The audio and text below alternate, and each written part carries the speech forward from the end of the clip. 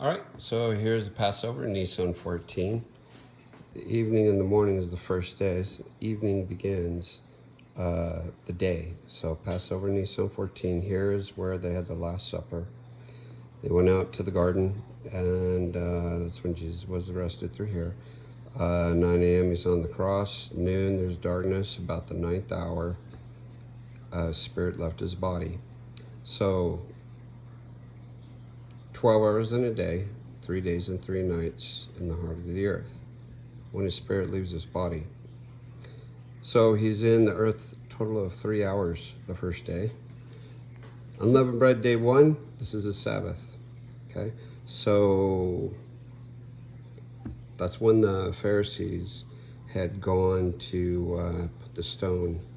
They actually violated the Sabbath whenever they went to Pilate to have the tomb sealed. So that's a total of 12 hours, 15 hours. Unleavened bread, day 2, Nisan 16, 24 hours, 27. This is when the women went to go buy the spices after the Sabbath of unleavened bread. Unleavened bread, day 1 is a Sabbath. Unleavened bread, day 7 is a Sabbath. Because that's a picture of unleavened bread, day 1 is a picture of when Adam and Eve, the first 1,000 years when they were in the garden and they violated the Sabbath and were put out.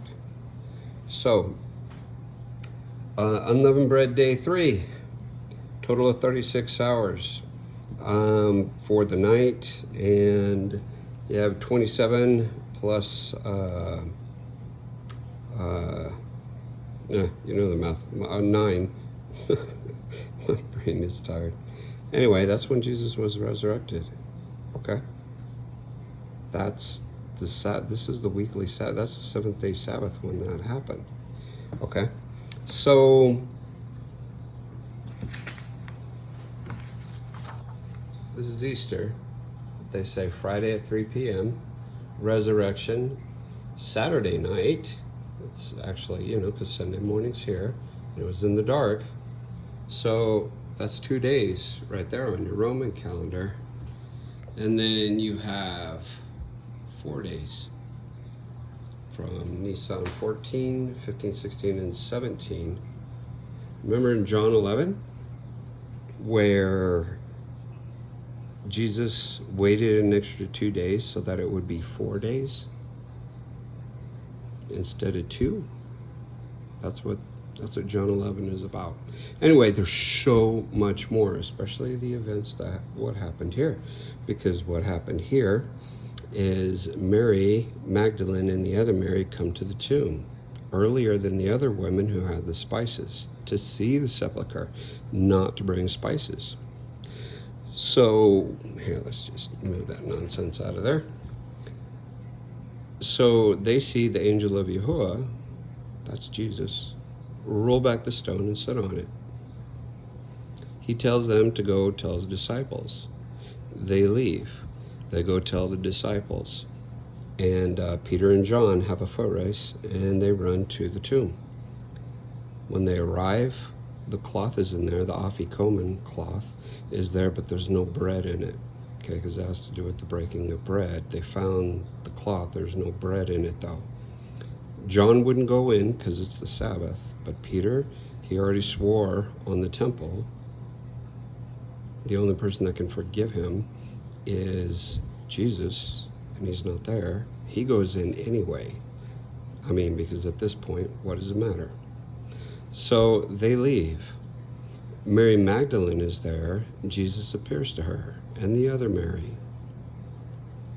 And he tells them, to go tell his disciples. They leave. Because they get there, and Peter and John, they're leaving. And that's in John. The Matthew and John kind of go together like that. The other two explain what else is happening. Peter is leaving. He goes on the road to Emmaus with Clopas. Actually, before he leaves, okay, so the women, they leave. They go tell. The other women show up with the spices. They're told to go tell the disciples and Peter specifically. By the way, that's Jeremiah, and if you read Jeremiah 31. It's prophesied in there. A woman encompasses a man as when Mary clung to Jesus. And Ephraim, who is bemoaning himself and leaving and returning, that's Peter. And that's in Jeremiah 31. So it was Jeremiah because it was a young man. Jeremiah was a young prophet. He prophesied this. And the tombs were open when Jesus was resurrected. Okay? So that's back in Matthew, and that is spoken before any of that, and they were seen by many. So anytime the Bible speaks of something, it's there. You just have to find it. So Peter, because remember, Paul said that Peter was the first disciple to see Jesus, and that was on the road to Emmaus. So he's with them. You know the story. He gets there, but in the breaking of bread, Peter reveals himself to Peter. That's the Afikomen. He's breaking the bread because, see, Peter left.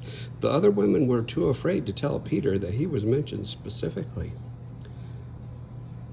And Peter left. Jesus gets him, and he's bemoaning himself. Peter returns.